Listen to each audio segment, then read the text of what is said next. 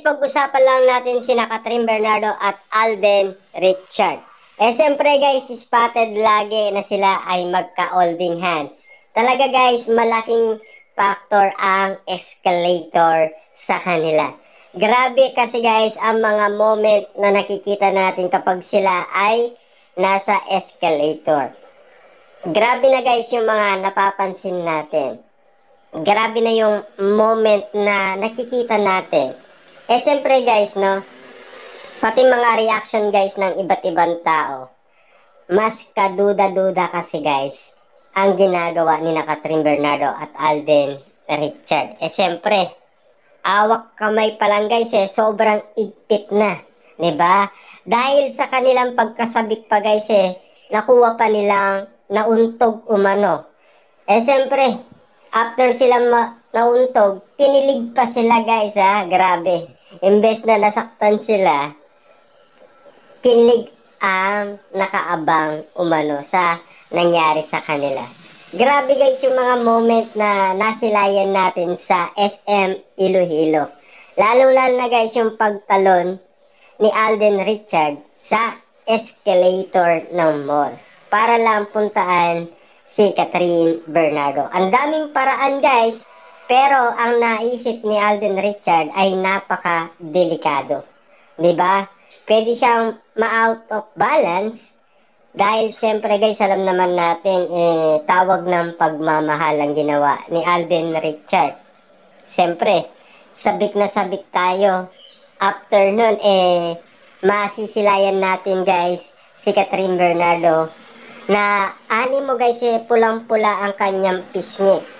Kasi siyempre guys gagawin yun ni Alden Richard para kay Kathryn Bernardo. Todong-todo kasi guys ang mga effort na napapansin na natin, nakikita natin, kakaiba na. Lalong-lalo na guys yung mga nakaraan pa. 'Di ba? Yung mga more on surprises, 'di ba? Lalong-lalo na yung pagpunta ni Alden Richard sa bahay ni Kathryn Bernardo. Tapos may mga bitbit pa mga regalo. Kakaiba ang mga nakikita natin. Lalong-lalo guys sa mga lihim na pilit binubuksan at laging iniintriga umano dahil nais nilang malaman ang totoo, kung may katotohanan or wala. Pero nagsasabi naman sila ng totoo at siyempre dahil lie detector test yun guys medyo kakaiba ang dating para sa Katden. Kita nyo naman guys, no? Nakikita natin na parang takot na takot si Kathryn Bernardo kahit nagsabi na siya ng totoo. Pero at least guys, no, nandahil sa piling ni MJ Felipe, parang magsasabi naman sila ng totoo at maganda naman daw ang kanilang mga sinasagot. Pero ang gusto lang kasi guys malaman ng mga fans ni Kathryn Bernardo at Alden Richard kung sila na. 'Di ba? Bakit napaka-OA nga naman nila? Tignan nyo guys sa sobrang OA nila, sa pagkasabik nila, nauntog pa sila. Pero ang reaction nila guys, nagkatinginan lang, pero kinikilig sila. Grabe yun, 'di ba? Magkaiba ang tawag ng pagiging magkaibigan sa tawag ng may laman, 'di ba? Iba kasi yung may laman guys, kasi yun ang napapansin natin hindi yung magkaibigan sila. Sobrang sweet kasi nila 'di ba? Lalong-lalo guys kapag yan ay umamin na, iba ang magiging reaction ng maraming tao. Marami ang mabibilib dahil tama nga ba ang desisyon ni Alden Richard at Kathryn Bernardo. Ayon kasi guys sa mga fans ni Kathryn Bernardo at Alden Richard, dapat si Kathryn Bernardo, para hindi na daw siya masaktan, si Alden na lang. Kasi siya daw yung tamang lalaki para kay Kathryn Bernardo. Yun kasi guys ang mga gusto ng mga fans, 'di ba? Kasi napakadaming nagre-request umano guys Lalong-lalo na minanifest na yan ng mga Katden fans. Wala tayong magagawa guys dahil siyempre Ang dami umanong gusto maging sila. Kaso ang Katniel fans nangangarap pa rin na magkabalikan ang kanilang idolo. Siyempre gusto ng Katden fans ay magkatuluyan din sina Alden Richard at Catherine Bernardo. Pero yung may katawan, ano ba ang balak nila? Sila ba ay totohanan na ba ang kanilang nararamdaman?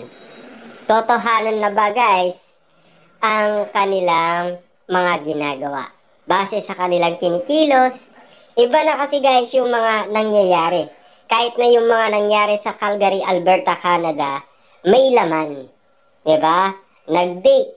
Ano ba ang ibig sabihin na nag-date silang dalawa? At uli-uli sila guys ng mga netizens. At lalong-lalo guys, uling-huli din sila na magkatabing natutulog. Pero ay naman guys sa nakakita, wala silang masamang intensyon o wala silang ginagawang masama. Diba? At kitang-kita naman natin guys, yung mga lihim na pilit binubuksan, siyempre, nasagutan naman. Pero yung mga reaction nila kasi guys, medyo kakaiba na. Base sa mga katanungan sa kanila. Doon pa lang guys alata na natin. Medyo OA lang dahil pinipigilan nila ang kanilang sarili. Siyempre guys, artista. Diba? Marunong silang umakting. Diba? Marunong silang magsinungaling. Marunong silang pumigil ng kanilang pagsasalita. Diba? Medyo, siyempre guys, may preno. Diba? Kaya naman guys, hindi natin kayang hanapin sa ngayon. Pero kapag sila ay nagsalita, at least doon pa lang masasabi na natin na sila na talaga. Matagal na. Kaso nga lang, pinatagal lang nila. 'Di ba? Sabik na sabik pa naman guys ang mga fans na magsalita sila para sa kanilang nararamdaman sa isa't isa. Lalong-lalo na guys, yung mga nakikita natin, medyo may kakaiba. Lalong-lalo na guys, talagang may laman. Iba na kasi guys yung may laman sa walang laman. 'Di ba? Lalo-lalo na guys, magkaibigan lang daw. Pero maraming tao guys ang nagsasabing hindi magkaibigan yun. 'Di ba? Lalo na guys, maraming magkaibigan dyan. Iba yung mga ginagawa nila. 'Di ba? Kasi guys, alam naman natin, sa mga okasyon lang sila nagre-regalo. Bilang kaibigan. 'Di ba? Pero yung pagiging kaibigan ng Katden, alam naman natin guys na naniligaw si Alden Richard. Alam naman natin guys botong-boto na ang pamilyang Bernardo kay Alden Richard. Ano pa ba ang gusto nating hanapin? Siyempre guys, yung pagkasabik na malaman natin ang totoo. Yung katotohanan na pwede nating ipagmalaki. Dahil ang tagal na natin itong ni-request at natutupad na. Eto na yun. 'Di ba? Ramdam na natin. Kinikilig tayo habang pinagmamasdan natin sila na napakasaya. Kesa noon na napakalungkot ni Catherine